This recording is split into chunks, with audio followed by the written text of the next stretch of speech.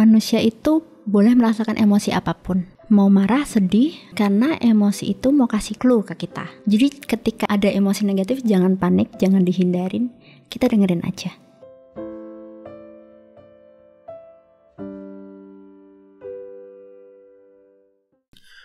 Banyak orang itu kalau berhadapan dengan konflik pasti bawaannya emosi. Emosinya macam-macam. Mungkin cemas yang mencekam, sedih yang dalam, atau mungkin justru marah yang marah banget sampai rasanya kayak mau meledak kepala. Kan itu gak enak banget ya. Wajar aja kalau mau dihindarin. Tapi apakah menghindari konflik itu baik? Di episode ini kita akan bahas tentang konflik dan emosi negatif bersama dengan psikolog Atikah Dian Rahmawati. Hai Tika. Halo Andre. Gimana kabarnya? Alhamdulillah baik. Thank you banget ya untuk waktumu. Kita bisa ngobrol hari ini tentang konflik. Ini topik yang menarik banget buatku sih. Tapi aku pengen tahu, kalau dari kamu sendiri, apa sih yang membuat kamu tertarik untuk bahas topik ini? Ya, oke. Ini bahasan yang menarik karena banyak orang yang datang konsultasi itu mengeluhkan ngerasa frustasi ada di dalam emosi yang gak nyaman itu tadi. Ya, kecewa terus menerus atau mungkin cemas, marah. Tapi emosi itu tuh nggak nyaman, cuman dia juga nggak tahu harus gimana. Akhirnya dia pengennya itu ya terbebas dari emosi itu gitu. Dan kalau pengalaman pribadi ya dulu itu pernah suatu ketika menghadapi situasi yang nggak mengenakan dengan sahabat sendiri gitu. Waktu itu ada mungkin suatu konflik yang menyebabkan dia silent treatment nih ke aku gitu. Itu dan ya rasanya di silent treatment itu nggak nyaman banget gitu kan. Didiemin gitu. Didiemin nggak tahu kena ada apa nih, tapi tiba-tiba nggak diajak ngobrol, dihindarin gitu. Dan di saat itu kesel gitu, bingung, marah gitu. Tapi karena aku orang yang nggak mau menghindari konflik waktu itu. Kamu menghindari konflik itu ya? Iya, nggak pengen. Kalau misalkan aku konfrontasi, aku marah sama dia gitu, takutnya nanti jadi timbul masalah baru gitu. Akhirnya aku lebih milih untuk approach duluan, deketin duluan, tanya dan minta maaf akhirnya. Padahal walaupun aku juga nggak tahu apa yang jadi salahnya di aku tuh apa gitu. Dan akhirnya ketika aku belajar psikologi lebih dalam lagi, oh ternyata saat itu aku lagi memendam ya gitu. Aku menolak emosi itu. Aku menolak kalau aku tuh marah sama sahabatku. Dan aku memilih untuk ya udah dipendam aja, ditekan aja. Aku sembunyikan aja marahku gitu. Aku milih untuk approach duluan kayak gitu. Oke. Ya ini menarik sih.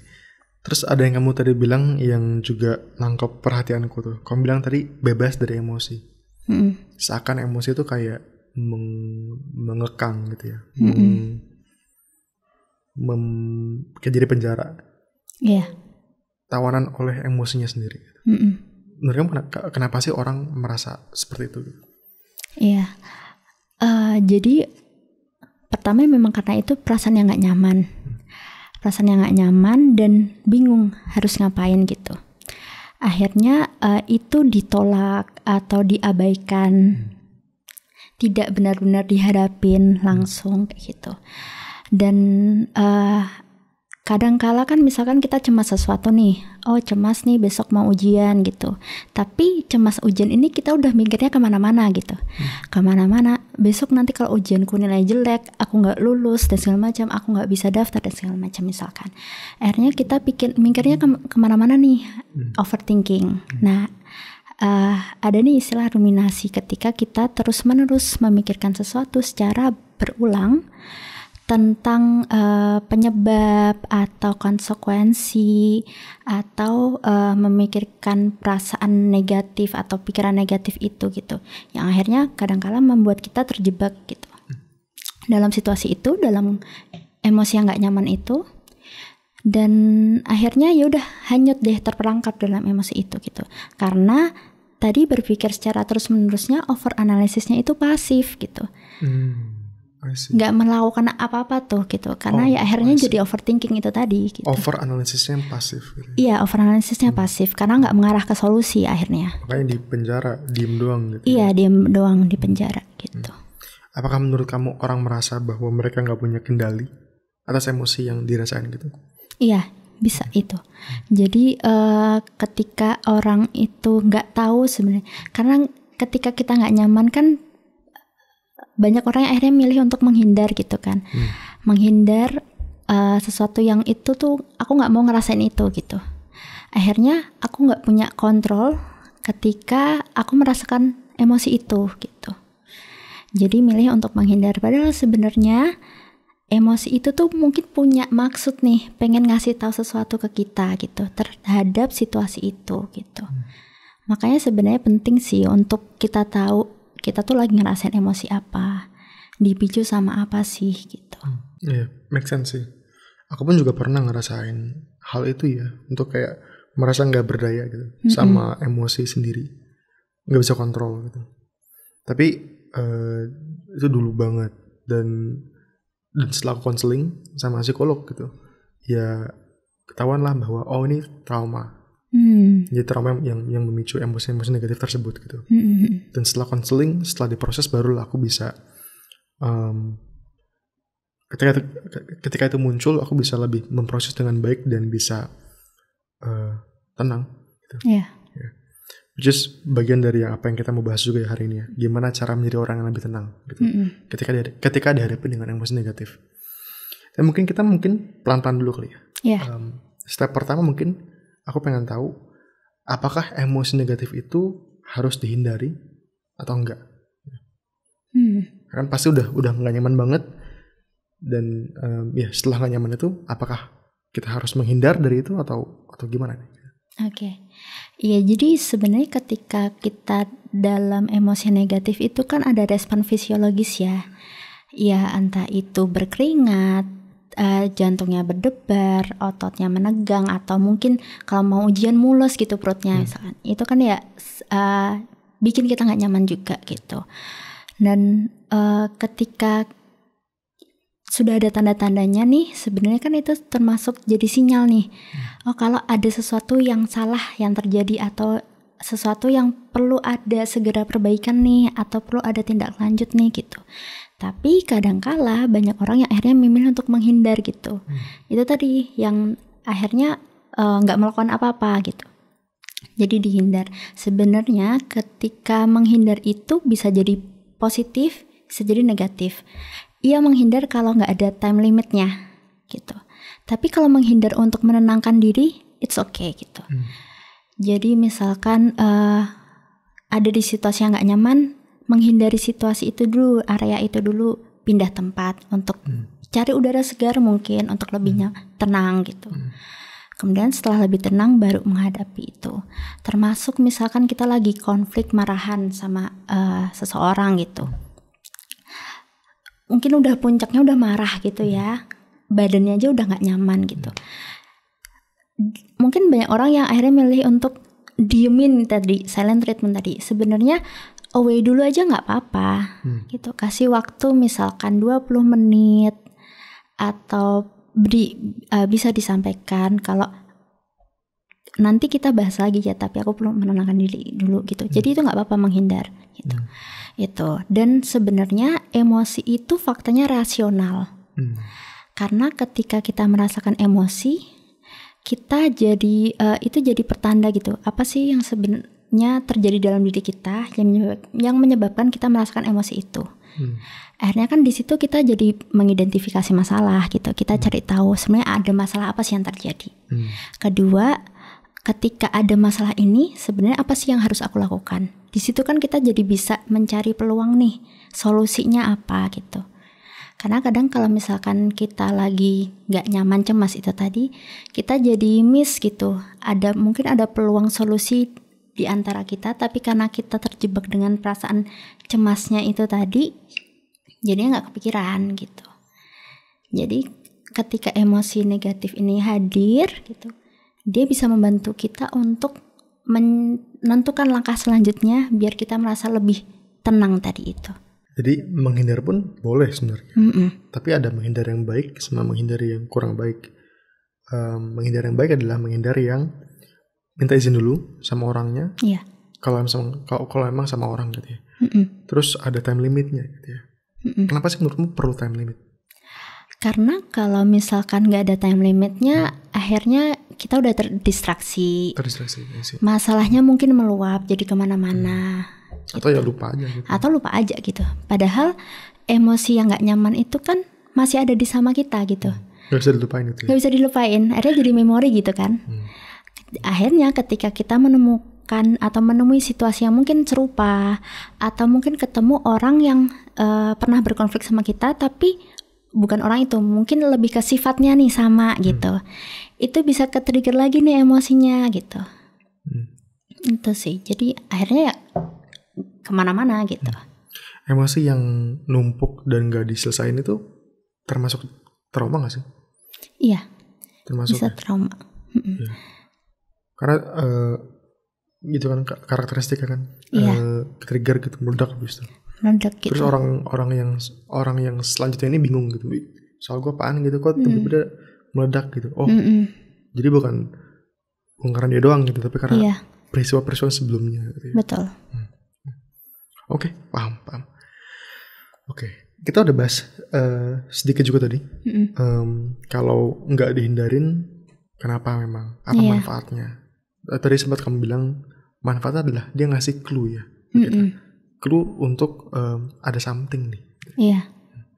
Menurut kamu gimana sih caranya untuk menindaklanjuti clue tersebut?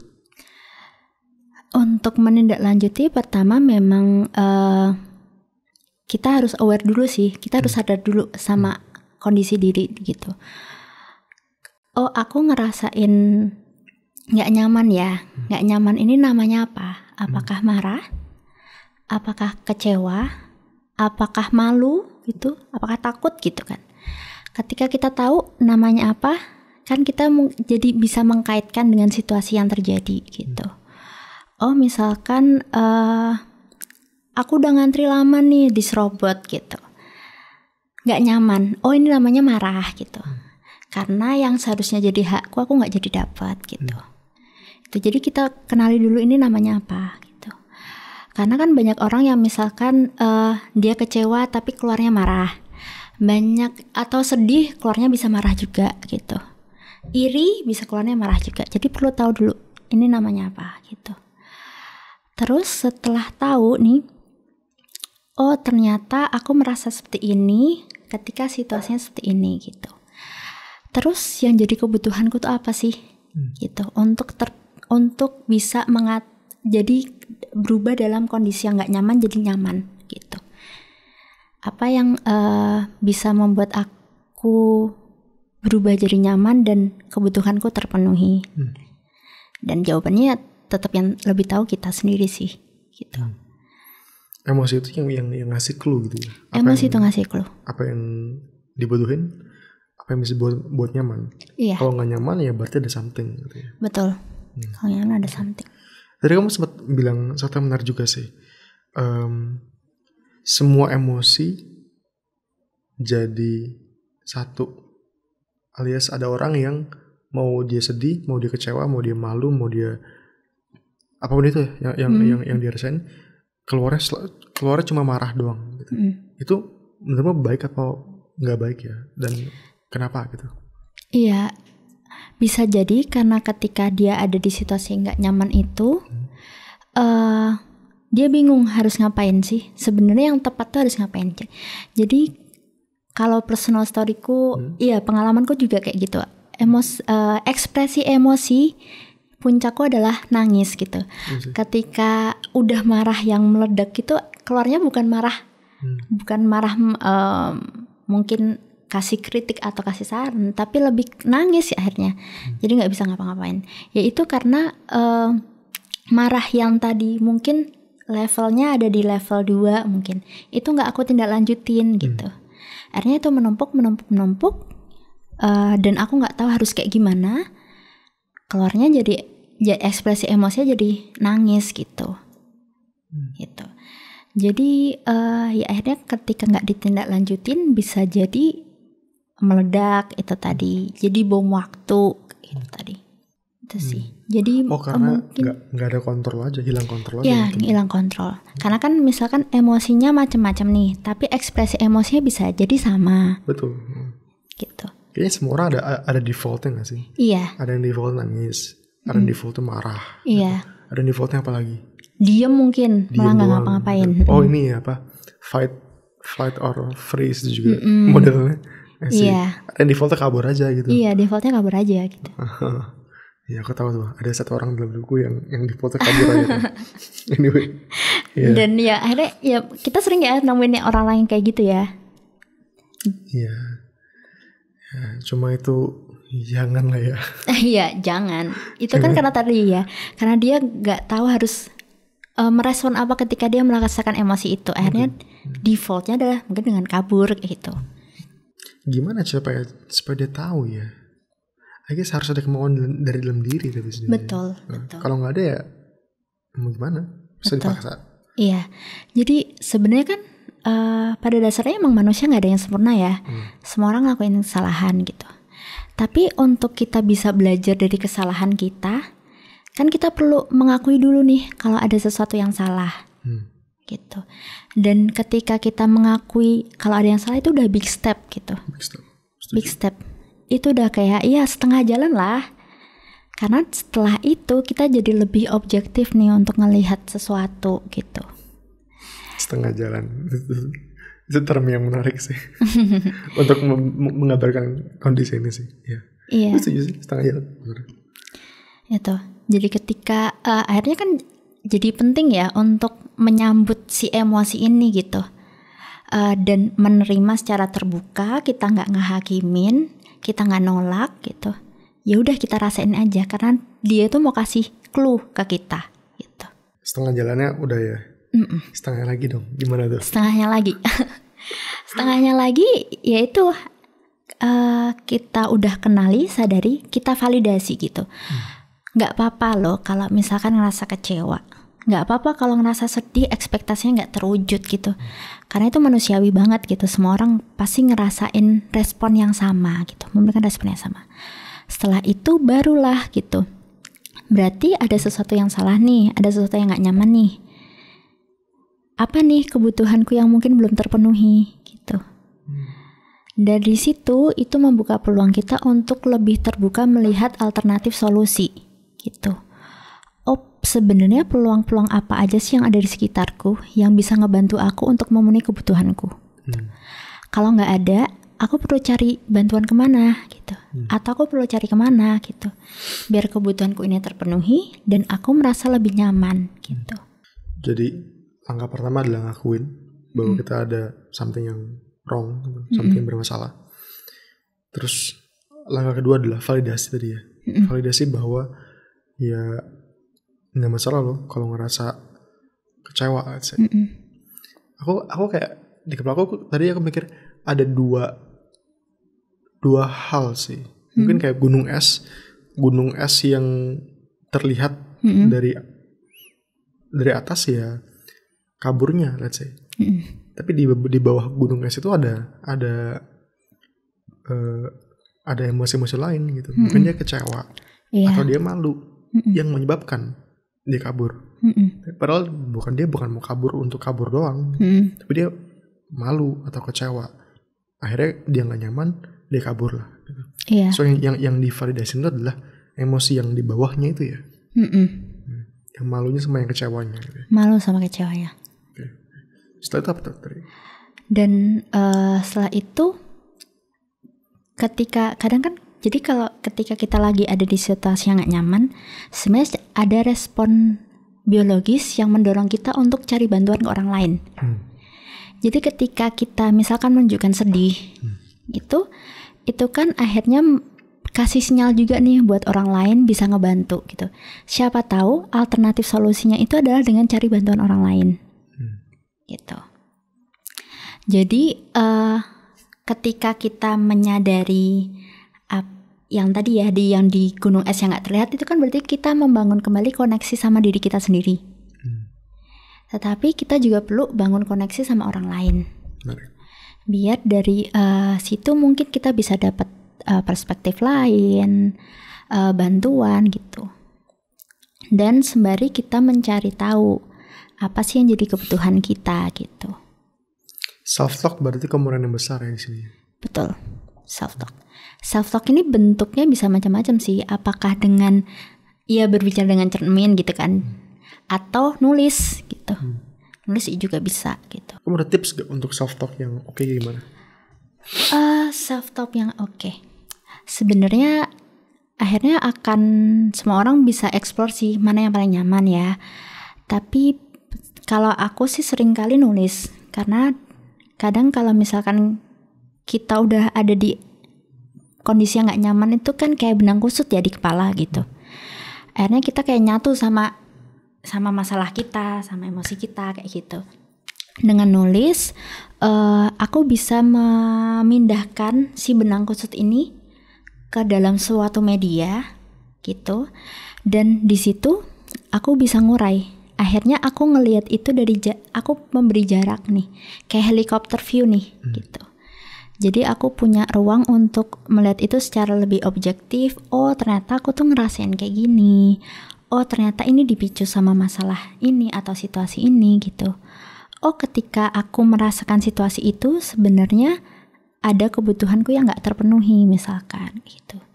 Jadi kan timbul nih insight atau pemahaman baru nih gitu. Gitu sih. Tapi bisa juga ada orang yang mungkin nyaman dengan gambar gitu, diekspresikan dengan gambar. Mungkin dia memberikan simbol-simbol yang dia alami mungkin dalam bentuk gambar. Bisa aja gitu. Bisa sih. Kalau orangnya ini ya seni banget gitu ya. Iya. Bahkan ada terapi dance movement gitu. Jadi mengekspresikan diri lewat tarian gitu. Jadi bisa macam-macam. Tapi yang art itu memang bener banget sih. Ya. Aku punya teman psikolog yang jago baca hasil interpretasi dari gambar seseorang. Jadi itu cukup super menarik sih. Iya. Ya. Kalau aku personally setuju banget, nulis tuh asik ya. Bicara sendiri juga asik. Iya betul. Cuma kalau aku personally sih aku merasa nulis itu tuh kayak fotokopi ngeprint foto zaman dulu.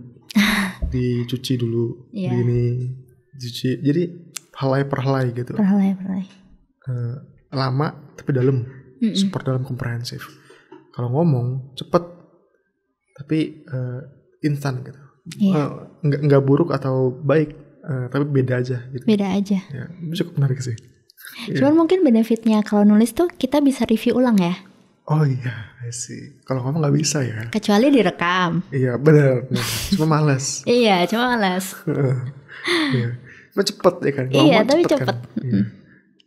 Nggak tahu kalau ntar Neuralink atau apa itu udah muncul, mungkin bisa nulis pakai pikiran atau gimana. Nggak tahu. Oke. I think dariku situ, Dika. Mungkin untuk closing statement ya, untuk teman-teman di luar sana, let's say yang lagi mengalami nih konflik atau emosi yang sangat negatif gitu. Mungkin terhadap pasangannya atau sama teman, rekan kerja, keluarga, anak sendiri bahkan, atau orang tua sendiri gitu. Apa sih pesan yang mau kamu sampaikan, yang mau kamu sampaikan untuk mereka? Ya, pertama manusia itu boleh merasakan emosi apapun. Mau marah, sedih, jangan panik gitu kan. Jangan panik karena emosi itu mau kasih clue ke kita. Kita dengarkan aja. Kita simak nih apa sih yang mau dia sampaikan gitu. Dari situ sebenarnya itu bisa membantu kita untuk fokus sama kebutuhan, sama kesejahteraan diri kita, sama kesehatan kita. Jadi itu akan ujung-ujungnya akan meningkatkan kualitas hidup kita sih gitu. Jadi ketika ada emosi negatif jangan panik, jangan dihindarin, kita dengerin aja. Habis dengerin ambil aksi. Habis dengerin ambil aksi. Oke, kalau gitu Dari aku sih udah segitu aja. Thank you Atika. Closing kita plug in sedikit ya. Namaku Andre dari Bicarakan. Di sini bareng psikolog Atika Dian Rahmawati dari Bicarakan juga. Kalau kamu punya masalah saat ini yang pengen dibicarain gitu ya, masalah apapun itu, boleh banget diajak ngobrol sama psikolog. Caranya mudah, kunjungi kami di website www.bicarakan.id. Di situ kami bisa ngobrol sama psikolog Dian, Tika atau yang lainnya gitu. Thank you banget untuk perhatianmu, udah dengerin podcast Angkat Bicara ini, dan sampai jumpa di episode yang selanjutnya. Bye-bye.